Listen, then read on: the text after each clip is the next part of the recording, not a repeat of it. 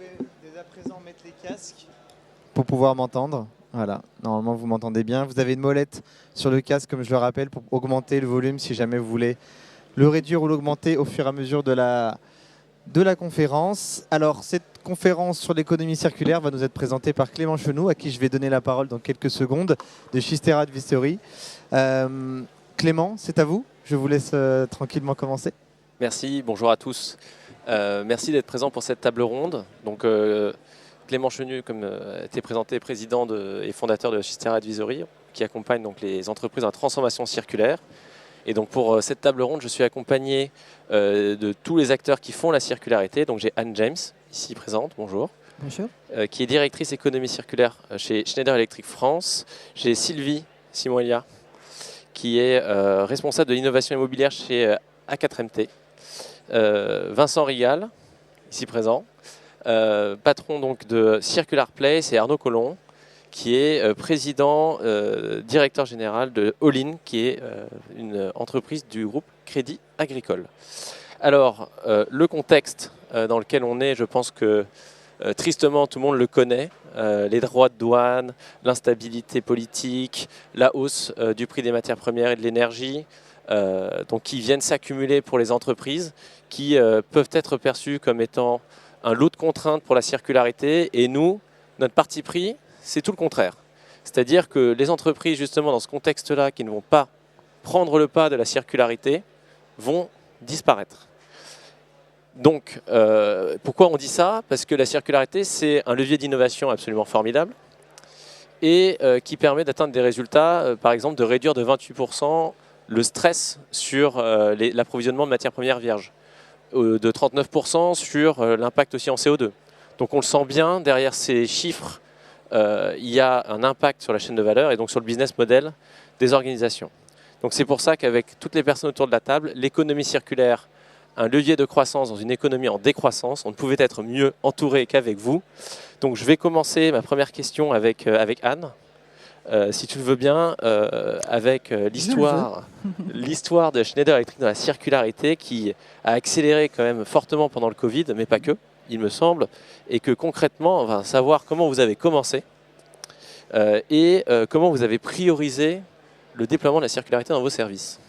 Alors effectivement, c'est une grande question. Merci de la poser déjà. Donc, chez Schneider Electric, on travaille les sujets de réparation depuis 2005 quasiment parce que nous entretenons la base installée, matériel technique, matériel électrique, électronique de nos clients. Donc on a démarré il y a très longtemps, quand l'économie circulaire n'avait pas forcément le nom qu'on lui donne et l'importance qu'on lui donne aujourd'hui, et tant mieux. Et puis avec le Covid, effectivement, le fait de ne plus avoir de matériel à disposition, d'avoir des flux logistiques coupés dans le monde entier, nous a permis de déployer massivement cette proposition de valeur et de livrer des clients sous 48 heures pour un produit circulaire, identique au neuf, avec la même qualité, des réparations qui étaient effectuées dans nos usines et la disponibilité surtout du produit. Donc c'est ce qui a permis aussi de cranter et pour nos clients de vraiment découvrir cette proposition. Mais si on doit effectivement se focuser sur les choses à démarrer, il faut démarrer simple. Il faut démarrer sur les choses qui vont avoir un retour sur investissement assez rapide. L'économie circulaire, c'est très simple à expliquer, c'est beaucoup plus compliqué à déployer. Je pense qu'autour de la table, vous le savez bien. Et donc, on a des projets de réparation qui peuvent prendre plusieurs années. Mais en même temps, on a aussi des projets qui peuvent être beaucoup plus simples, sur lesquels ça nous permet ensuite de déployer et d'avoir en stock une proposition de valeur qui a un impact carbone en moyenne de 35% de moins sur nos offres que les produits neufs. Donc aujourd'hui, c'est 20 000 produits en stock intégrés dans notre logistique standard au niveau d'Évreux pour toute la France et en collecte sur toute l'Europe.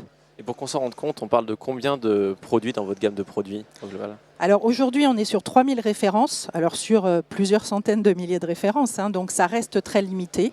Mais il faut se focuser sur des choses qui sont raisonnablement déployables assez simplement, assez rapidement, et aussi s'habituer au fait que parfois il faut savoir renoncer ou faire un pas de côté parce que techniquement c'est pas possible, ou parce que logistiquement c'est plus compliqué, ou qu'économiquement ça n'est pas rentable.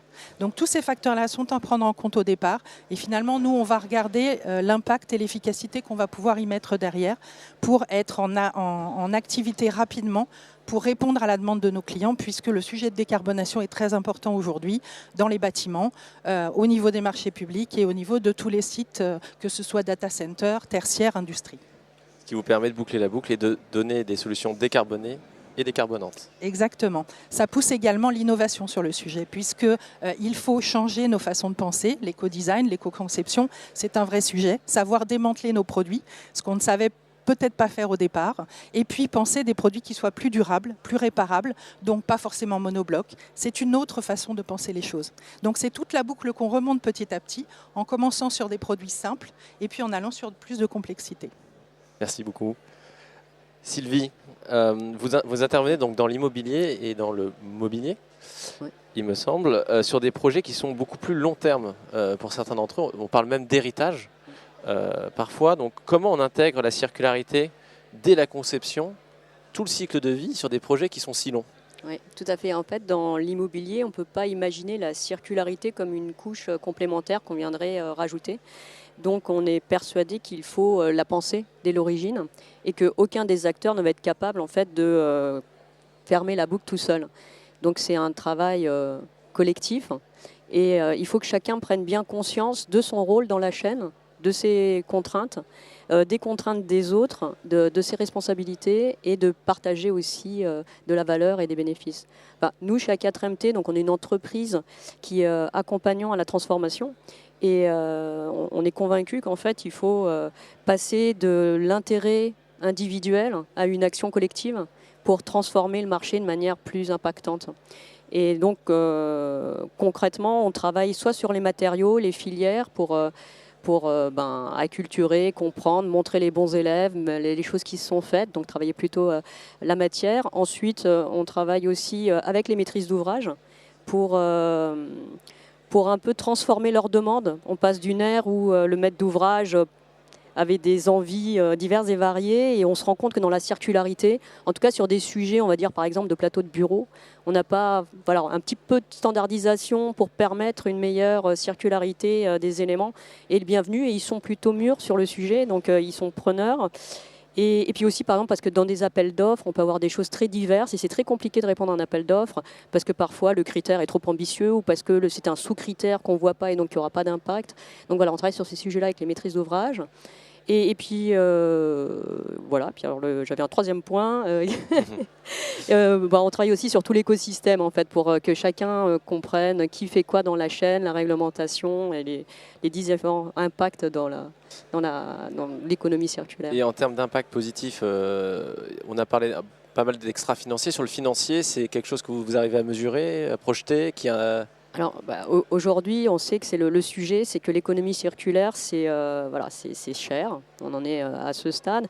Et en fait, nous, notre conviction, c'est de rentrer dans le cycle long. Quand on arrivera à passer d'un coût court terme à un bénéfice long terme, la circularité sera une évidence. Vincent. Oui. Donc, il va falloir que tu nous présentes Circular Place parce que vous êtes une plateforme native de la circularité, évidemment. Donc il y a ce rôle d'intermédiation dans une offre qui est fragmentée entre l'offre et la demande. Donc le rôle que vous jouez est essentiel. Comment vous pouvez nous apprendre un peu, nous renseigner sur ce rôle d'intermédiation dans des écosystèmes complexes par la circularité avec Circular Place? Alors nous, on vient de digitaliser la démarche écosystémique.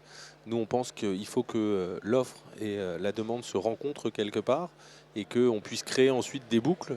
Donc on peut avoir des clients qui parfois sont des metteurs en marché, qui vont se retrouver preneurs de l'autre côté. Je pense par exemple à des opérations de déménagement où on a des clients qui vont être amenés à revendre du mobilier, par exemple des chaises de bureau, et qui sont preneurs d'acheter des chaises reconditionnés pour équiper leurs nouveaux locaux. Et donc on va avoir à la fois des acteurs qui vont se présenter comme vendeurs d'un côté et de l'autre côté comme preneurs. Et puis tout ne trouve pas preneur sur des systèmes de vente. Donc on a des logiques de dons aussi, où on va proposer à des entreprises de se simplifier leurs opérations en permettant très facilement d'inventorier l'ensemble des actifs dont elles disposent. Ensuite, en leur permettant de trouver des exutoires en interne. Donc la première valeur, c'est d'essayer de retrouver du réemploi au sein de son organisation. Souvent, sur des logiques multisites, on peut avoir des sites qui peuvent avoir des besoins et qui vont aller s'équiper avec du neuf, alors que d'autres se séparent d'équipements dont eux n'ont plus besoin. Et donc, on peut assez facilement faire la passe grâce au digital. Et puis ensuite, on va avoir effectivement, quand on n'a pas trouvé preneur en interne, les collaborateurs qui peuvent être une source intéressante de preneurs, puisque souvent ça permet, comme par exemple sur un déménagement, d'améliorer leurs conditions de télétravail en leur proposant un nouvel écran ou leur proposant une nouvelle assise. Voilà, il faut savoir que les conditions de télétravail de la plupart d'entre nous sont moins bonnes que celles qu'on a dans nos bureaux, et donc c'est comment on peut optimiser celles-ci pour être plus efficient et puis in fine trouver des preneurs externes. Et donc c'est toute cette logique écosystémique, ça rejoint un peu ce qu'on disait tout à l'heure, c'est toujours tous ensemble qu'on arrivera à le faire, et donc on travaille avec des reconditionneurs pour beaucoup sur les acquéreurs qui eux vont remettre en état les produits pour pouvoir les reproposer ensuite en seconde main. Il y a des gains économiques sur un déménagement par exemple, on est capable de dire Alors, les gains sont considérables parce que un déménagement, il faut imaginer qu'une entreprise qui déménage, donc elle va avoir des coûts de transfert sur ce qu'elle va conserver. Ensuite, il va y avoir des coûts de manutention pour démonter tout le mobilier, l'amener à quai. Et ensuite, il va y avoir des coûts de benne, parce que souvent, les entreprises choisissent la facilité. Et donc là, il y a des acteurs comme Valdelia qui vont se positionner pour venir les collecter. Et nous, en fait, nos preneurs vont venir démonter les équipements parce que c'est dans leur intérêt. Cette logique de curage soigneux, c'est la base de toute économie circulaire. Pour pouvoir assurer que le produit trouve une seconde vie, il faut déjà s'assurer de sa qualité. Et donc, il faut le récupérer le plus tôt possible et s'assurer du démantèlement pour pouvoir ensuite s'assurer de sa pérennité. Je rejoins la logique du bâtiment où souvent, malheureusement, il y a énormément de choses qui pourraient être réemployées, mais parce qu'elles ont été mal curées et mal déposées, malheureusement, ce ne sera pas possible. Et donc on a cette logique ensuite de dire, nous on va venir remplacer ces coûts par des économies et des gains. Même parfois on a des opérations où on sort des chiffres qui sont très importants. On multiplie par 5 le gain qui était envisagé au départ. Voilà, donc effectivement ça peut se compter parfois en centaines de milliers d'euros pour des grands comptes. Passionnant. De la plateforme à ceux qui font le reconditionnement et qui s'occupe justement de retraiter ces produits-là. Arnaud, donc All-in, qui est un pure player de la circularité dans les services informatiques essentiellement. Investir dans la circularité, donc ça demande, de ce qu'on comprend, pas mal de capex et de temps. Et donc quels sont les critères aujourd'hui pour convaincre des investisseurs et des clients qu'un modèle 100% circulaire est compétitif et pérenne ? Alors en fait, si on veut que le modèle soit compétitif et pérenne, il faut que sur la durée, on arrive à construire un marché. C'est-à-dire un marché, c'est de l'offre et de la demande qui se rencontrent. Donc la demande, ce sont les entreprises. Comment fait-on pour convaincre une entreprise qu'il faut investir dans la circularité? Et pour de l'offre, comment fait-on pour convaincre un investisseur, exemple le Crédit Agricole, qu'il faut investir dans la circularité, construire des usines et reconditionner des matériels, quels qu'ils soient? Donc je pense que pour ça, il y a deux choses qui me paraissent essentielles et deux domaines dans lesquels les investisseurs comme les clients se retrouvent. Le premier, c'est tout ce qui a trait forcément à l'écologie en tant que telle. Alors pour ceux qui étaient présents à la conférence précédente, on a beaucoup parlé de la mesure. Comment fait-on pour mesurer l'impact écologique? Donc ça, c'est quelque chose de très très important pour les deux parties. Il faut que les entreprises puissent répondre aux critères ESG. Et pour ça, il faut qu'on ait des critères qui soient identifiables, qualifiables et connus de tous. Donc c'est important, on le dit, mais mine de rien, dans la réalité au quotidien, on en est encore très loin. C'est le premier élément. Et puis pour l'investisseur, c'est important aussi. Je viens d'une grande banque. Dans une grande banque, quand on investit, on a besoin derrière de construire des fonds d'investissement qui finissent en SICAV et en fonds commun de placement que vous avez peut-être vous-même à titre personnel. Pour faire ça, il faut aussi qu'on ait des green labels, qu'on puisse faire référence à des éléments précis. Donc il faut vraiment qu'on travaille tous, et les pouvoirs publics doivent aussi nous y aider pour avancer sur ces critères-là. C'est le premier élément. Et le deuxième élément, qui est essentiel aux deux, je pense qu'il faut que l'on arrête de faire de l'écologie castratrice et qu'il faut que l'on arrête d'opposer le neuf et le reconditionné. Il n'y a pas de reconditionné sans le neuf. Ça, il faut qu'on l'explique. Donc, il faut qu'on l'explique aux entreprises, il faut qu'on les rassure sur le fait que quand on parle d'un modèle 100% circulaire, ça ne veut pas dire que 100% du matériel doit être reconditionné. Il y a des entreprises qui ne peuvent pas se permettre d'acheter des ordinateurs, en ce qui me concerne, qui ne soient pas neufs. Quand vous êtes data scientist, vous avez besoin de puissance machine, il faut toujours être au top de ce qui existe sur le marché. Quand vous êtes architecte, que vous brassez des plans très très complexes, chez Schneider, j'imagine qu'il y aura 2-3 plans électriques qui doivent être sympas. Si vous donnez un ordinateur qui n'est pas au top de ce qui peut se faire sur le marché, il ne pourra pas travailler correctement. Donc il faut rassurer les entreprises sur le fait que la circularité, ça peut être qu'une partie de leur activité et que ce sera déjà très bien. Et que certaines entreprises qui ne pourront pas acheter du matériel reconditionné pourront faire de la circularité si elles s'adressent à des boîtes comme la mienne qui, en finançant du matériel neuf, vont se préoccuper en amont de ce que deviendra le matériel à la sortie. Et ce sera toujours ça de fait. Ils avaient besoin de neuf, ils ont utilisé le neuf dans leur business model, mais ils nous l'ont confié et nous, on en a fait quelque chose. Et oui, ça, c'est vraiment quelque chose d'important. Et pour l'investisseur, c'est la même chose. Nous, au Crédit Agricole, on vient du financement. Donc en fait, All-in, la boîte dont je m'occupe, c'est une boîte qui est assez particulière parce que j'ai la moitié de mes équipes qui sont des banquiers, comme ça, voilà, ils font des financements, ils structurent des gros projets d'investissement en IT, donc toute la téléphonie, l'IT, ce genre de trucs. Donc on fait du leasing. Donc ça, c'est l'économie, c'est pas l'économie circulaire, le leasing, c'est de l'économie, on va dire, c'est de la location tout simplement. Et puis, on a rajouté une deuxième tranche à cette entreprise de leasing, une entreprise industrielle, une usine, qui fait du reconditionnement. C'est-à-dire qu'en fait, on a fusionné la finance et l'industrie. Et on a fait la jonction entre l'économie de l'usage et l'économie circulaire. Et en faisant ça, on n'oppose pas le neuf et le reconditionné, on en tire le meilleur des deux côtés. C'est-à-dire que je finance des matériels neufs, 3-4 ans après, je récupère les matériels, je les reconditionne, je leur donne une seconde vie. Et cette seconde vie, elle est peut-être chez vous sur votre bureau, parce que si vous achetez des ordinateurs sur Back Market, il y a de grandes chances qu'ils sortent de notre usine. Et bien, les ordinateurs que vous achetez chez Back Market, ils passent par notre usine, voilà, et avant, ils étaient peut-être sur le bureau de Schneider Electric ou sur le bureau d'un grand groupe français de ce type-là, et nous, on l'a reconditionné entre les deux. Donc, vous voyez, on n'oppose pas, on cumule les deux. Et en faisant ça, on arrive à sortir un modèle qui est créateur de valeur financière pour le client, parce que celui qui va acheter le matériel reconditionné fera une économie de 75% par rapport à un matériel neuf. Voilà, donc on crée de la valeur financière. On crée de la valeur écologique parce qu'on a réduit l'empreinte carbone de 75%. Un PC non fabriqué, et par rapport à, le gain au global est environ de 75%. Donc on crée de la valeur écologique. Et puis au passage, je le précise, tu le sais, on en a déjà parlé, vous créez de la valeur sociale si vous recourez à nos services, parce que notre usine a la particularité d'être une entreprise adaptée qui facilite l'accès à l'emploi des personnes en situation de handicap physique. Et en plus de ça, donc, vous faites une œuvre sociale. Donc, vous voyez, on peut créer de la valeur sociale, on peut créer de la valeur écologique et on peut créer de la valeur financière. Donc il ne faut vraiment pas opposer ces modèles. Merci beaucoup sur ce premier tour de questions où on s'est rendu compte que la circularité, c'était plus de la théorie mais bien de la pratique. La question maintenant qui brûle les lèvres, c'est comment on fait pour faire passer ce modèle à l'échelle. Donc Anne, je pense obligatoirement à Schneider Electric qui travaille dans des écosystèmes larges et complexes, donc il faut embarquer toute la filière. Comment on fait sauter le verrou finalement pour qu'on puisse embarquer tout le monde et arriver à une massification de flux, de faire passer à l'échelle ?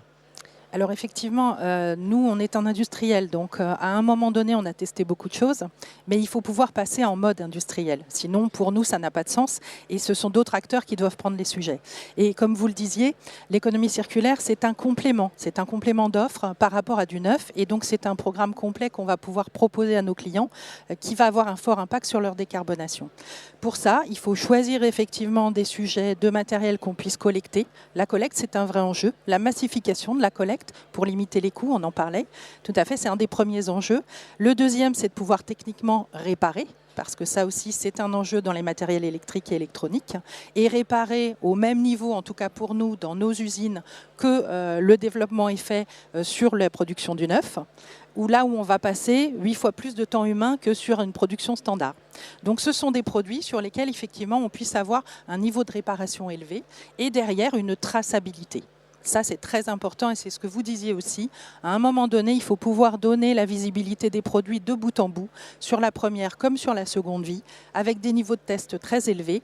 Et puis, choisir finalement des produits qui soient réparables dans tout cet écosystème et travailler dans l'innovation à développer plus de produits qui soient réparables potentiellement. Donc, la réparabilité de nos produits, la démontabilité. Donc, tous ces sujets-là, petit à petit, on les implante dans nos usines, là où on a nos expertises, c'est-à-dire en France. En France, on a 25 usines. Donc ça nous permet aussi d'avoir cette expertise qui permet de lancer des programmes de réparation. Donc pour passer à l'échelle industrielle, il faut de la volumétrie, il faut être visible, il faut pouvoir proposer l'offre en disponibilité immédiate et qu'elle intègre les flux de l'entreprise. Même en étant un pourcentage relativement restreint de la proposition de valeur du bâtiment, du projet tertiaire, du projet industriel, parce que ça, pour l'instant, ça ne peut être que ça, il n'empêche, pour aider nos clients à décarboner, il faut avoir du stock, du volume, de la collecte et il faut augmenter ces flux-là. Donc, c'est tous ces sujets-là qu'il faut déployer dans un projet circulaire. Mais ça se fait. On a parlé industrie. Sylvie, sur le témoignage précédent, il y a quelque chose qui m'interpelle aussi, c'est comment on fait pour sensibiliser les individus vis-à-vis de leur métier. On prend les architectes, on prend les maîtres d'ouvrage. Comment on fait? Quels sont les leviers finalement pour les embarquer dans cette aventure? Oui, alors nous, chez A4MT, on a des programmes justement pour essayer d'aider tous les acteurs, parce qu'il y en a beaucoup. La circularité, ça touche tout le monde.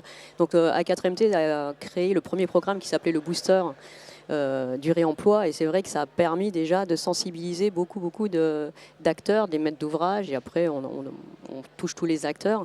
On a des programmes qui touchent les architectes. On est convaincu en fait que c'est le collectif qui va permettre de trouver la solution.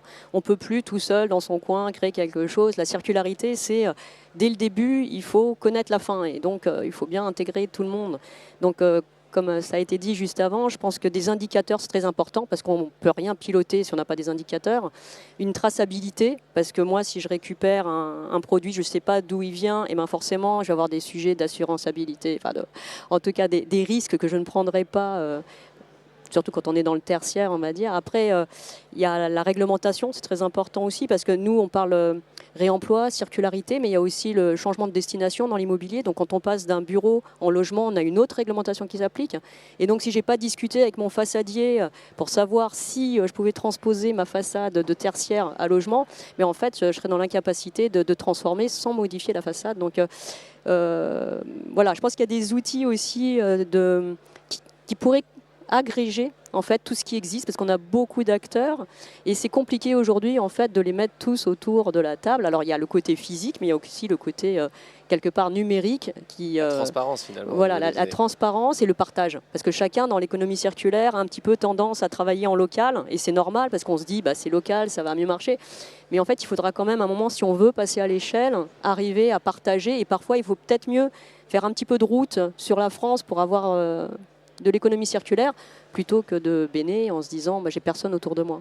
Et des concurrents deviennent à ce moment-là partenaires, potentiellement. Oui, de toute façon, dans l'économie circulaire, on est tous partenaires de l'économie sociale et solidaire à l'industriel, en passant par le maître d'ouvrage, le financier. Je veux dire, on est tous là. En fait, si on est là pour parler économie circulaire, je pense qu'on est tous convaincus que la planète a ses limites et que la matière va devenir une ressource qu'on n'aura plus à disposition, et que donc on est bien obligé de réfléchir. Et je reviens sur le temps long.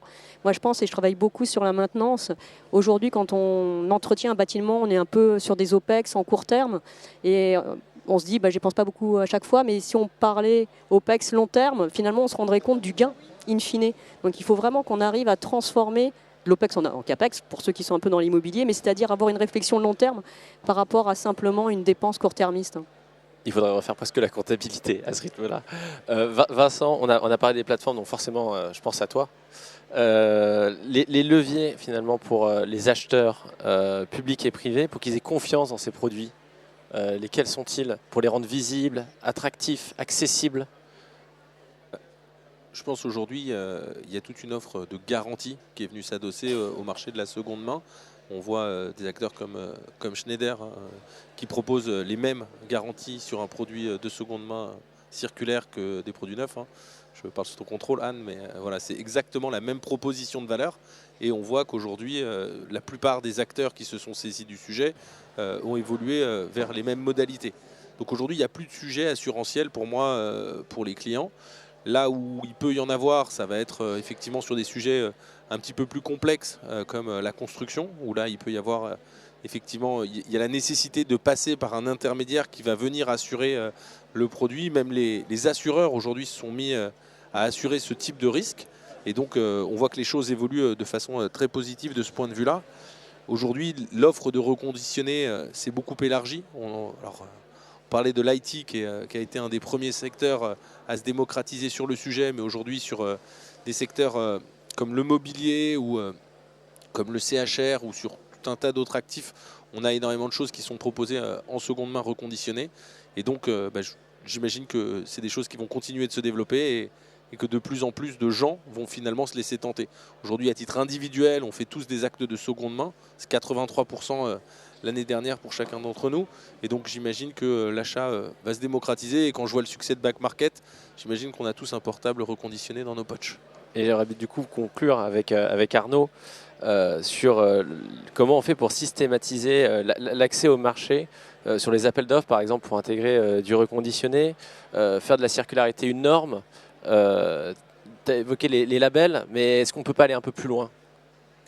Oui, bien sûr, je pense qu'il faut qu'on aille plus loin. Et j'ai beaucoup aimé ce que vous venez de dire et je pense qu'on peut encore viser un cap supplémentaire à deux niveaux. Il y a, au niveau des collectivités publiques, il y a déjà un pas qui a été fait par les pouvoirs publics, puisque je parlais de la loi AGEC, on enfonce une porte ouverte, mais la loi AGEC a quand même été le premier grand pas fait par les pouvoirs publics pour parler de circularité et imposer le reconditionnement.